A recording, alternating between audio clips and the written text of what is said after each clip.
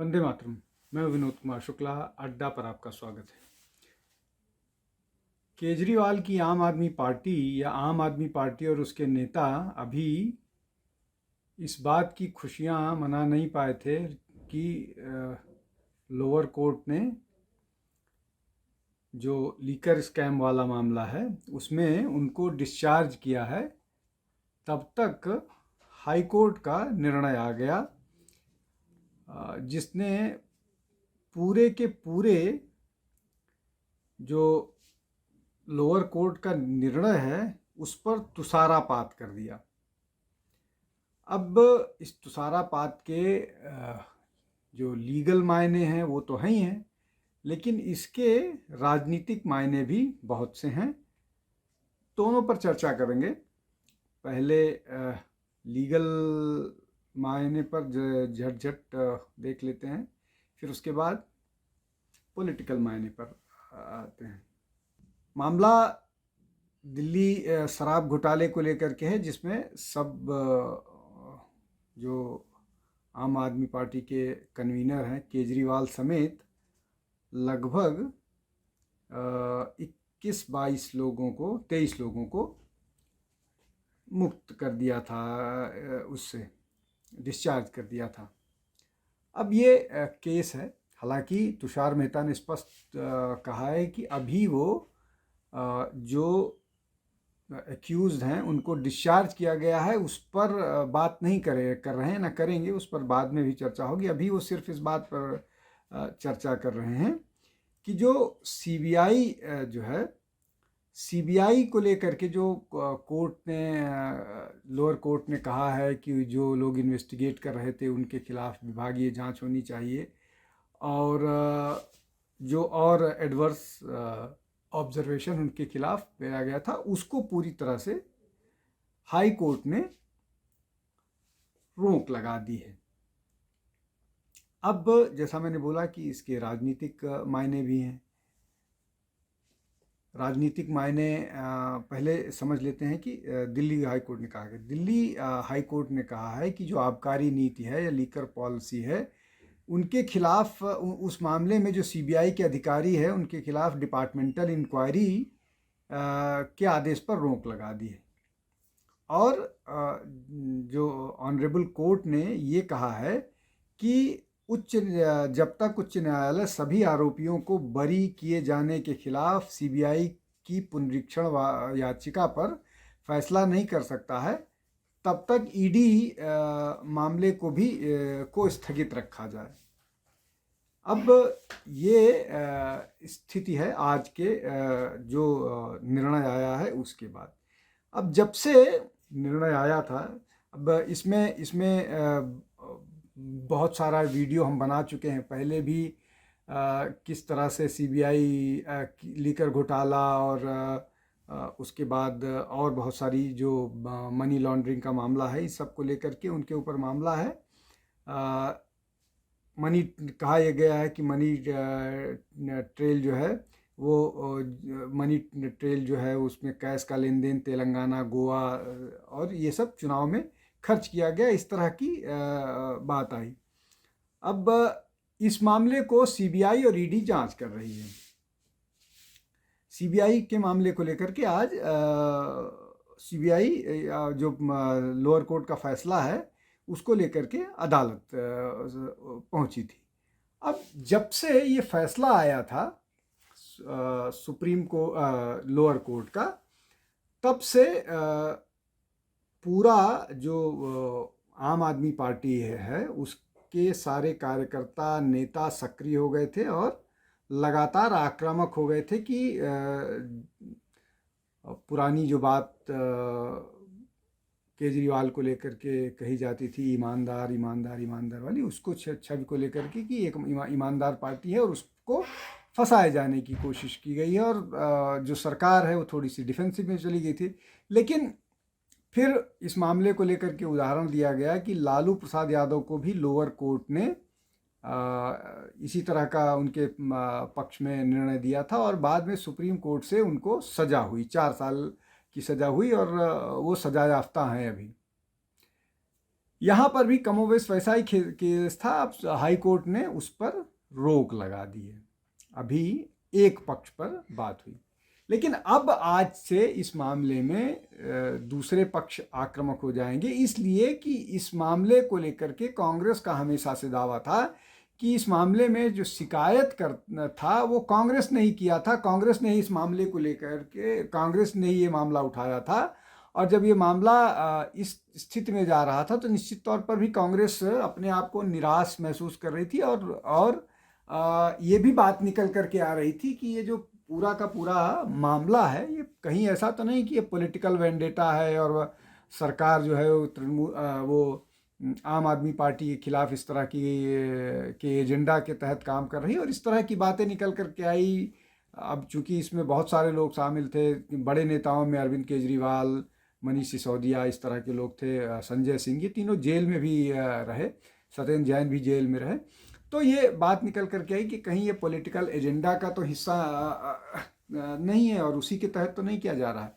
लेकिन ये न केवल भारतीय जनता पार्टी के जो प्रवक्ता हैं वो, बाकी लोग भी कह रहे थे इस केस में मेरिट है और ये केस जो है सीधे तौर पर भ्रष्टाचार का मामला है।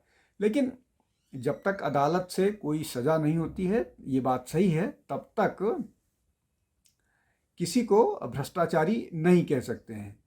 तो ये मामला उसी तरह का था और इसीलिए बात हो रही थी। लेकिन एक बात तो ज़रूर हुई है कि जैसे ही ये जजमेंट आया है वैसे ही जो हाई मॉरल ग्राउंड की बात लगातार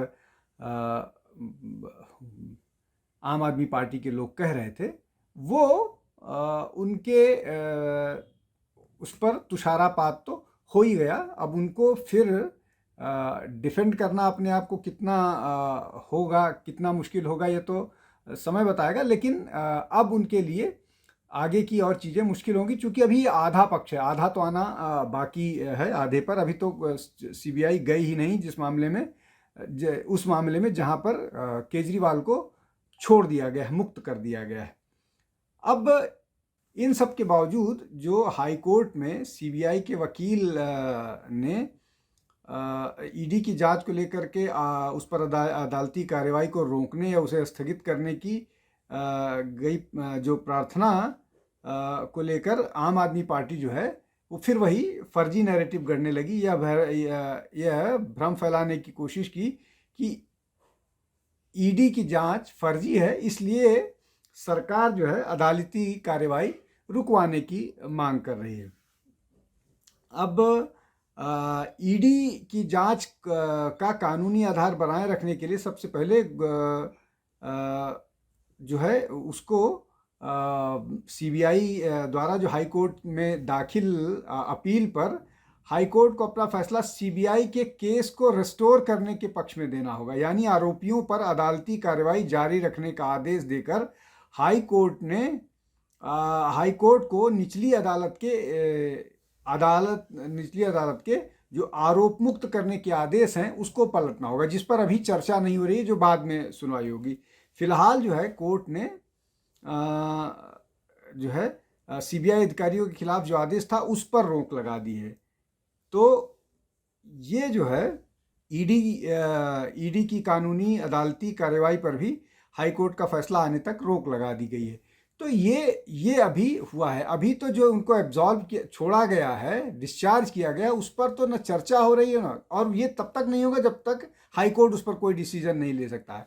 तो जो बात केजरीवाल या उनकी पार्टी लगातार ये कह रही थी कि वो दोष मुक्त हो गए हैं और उनको गलत फंसाया गया है, ये पूरा का पूरा नैरेटिव, ये पूरा का पूरा आर्ग्यूमेंट ही बस्ट हो गया। अगर ये पूरा का पूरा आर्ग्यूमेंट बस्ट हो गया, अब ये अलग बात है कि अब उनको फिर कब इस मामले पर निर्णय आएगा, कितना टाइम लगेगा, ये लंबी प्रक्रिया है। अदालती प्रक्रिया हमेशा लंबी होती है, उसमें बहुत सारी चीज़ें होती हैं। लेकिन जिस तरह से जो इनके खिलाफ गवाहियाँ दी गई हैं लीकर घोटाले में, और बहुत सारे लोग जो सरकारी गवाह बन गए हैं, वो सारी चीज़ें निकल करके आ रही हैं, उससे देख करके ये मतलब इनिशियली ये लगता है कि इसमें, इस पूरे मामले में जो है वो कहीं न कहीं से आम आदमी पार्टी की भूमिका है, और उस भूमिका को लेकर के कोई संदेह नहीं किया जा सकता। हालांकि सब कुछ फैसला, आखिरी फैसला जो है वो अदालत के उस पर ही होगा, लेकिन ये ऐसा नज़र आ रहा है। अब राजनीतिक तौर पर इस मामले में फिर गर्मा गर्मी शुरू होगी, और कांग्रेस, विपक्ष और बीजेपी, अब बीजेपी पर फिर आक्रमण होगा कि ये राजनीतिक एजेंडे के तहत किया जा रहा है। लोग इनडायरेक्टली अदालत पर भी हमला करेंगे। हालांकि सोशल मीडिया पर ये भी आ रहा था कि जिस जज ने एब्जॉल्व किया है उसको लेकर के ही बहुत सारी चीज़ें आ रही थी कि अमानतुल्लाह को जमानत मिली, और भी बहुत सारे केसेस की फ़ैसला उसी कोर्ट से आया। तो इस तरह की चीज़ें एक तरफ शुरू हुई तो यहाँ भी शुरू होगा कि कोर्ट ने जो है वो सरकार के दबाव में, इस तरह की चीज़ें आती हैं आजकल, लोग कहने लगे हैं। लेकिन ये सब आरोप लगाना और फैक्ट्स पर बात करना, ये दो अलग अलग चीज़ें होती हैं। अदालत फैक्ट देखेगा, जिस भी मामले में फैक्ट में जो बात निकल करके आएगी वो आएगा, लेकिन पॉलिटिकल लड़ाई आज से और तेज होगी। और अब चूंकि दो चीज़ें आ गई हैं, एक लोअर कोर्ट ने दोष मुक्त किया है, दूसरा हाई कोर्ट ने इस पर रिस्ट्रिक्शंस किए हैं। तो अब दो बातें हो गई हैं। इन दोनों बातों को, इन दोनों ग्राउंड्स पर दोनों पक्ष का अब बहस होगी। लोग अपने अपने फैक्ट्स के साथ आएंगे और उन फैक्ट्स पर चर्चा भी होगी, लेकिन अल्टीमेटली अदालत को क्या स्वीकार्य होगा, क्या नहीं स्वीकार्य होगा, क्या कानूनी तौर पर एडमिसिबल है, क्या कानूनी तौर पर एडमिसिबल नहीं है, क्या प्रूफ्स हैं, जो मनी ट्रेल्स हैं वो कितने सही हैं, इन सारी चीज़ों पर चर्चा होगी। और जो ये कहा जा रहा था कि ये सारी चीज़ें पंजाब के चुनाव के मद्देनज़र आम आदमी पार्टी को फ़ायदा दे सकती थी, अब क्या होगा? क्या इसका फ़ायदा पंजाब में आम आदमी पार्टी को होगा? क्या कांग्रेस इसको कैपिटलाइज कर पाएगी? बीजेपी किस तरह से इसको उपयोग कर पाएगी? इसलिए कि पंजाब में बीजेपी इस तरह की स्थिति में नहीं है कि वो अकेले दम पर कुछ कर पाए, और उसका अभी वहाँ पर कोई अलायंस होता हुआ भी नहीं दिख रहा है। तो कुल मिला करके इसने एक राजनीतिक बहस को फिर से शुरू कर दिया है। आज के लिए बस इतना ही। बहुत बहुत धन्यवाद। नमस्कार।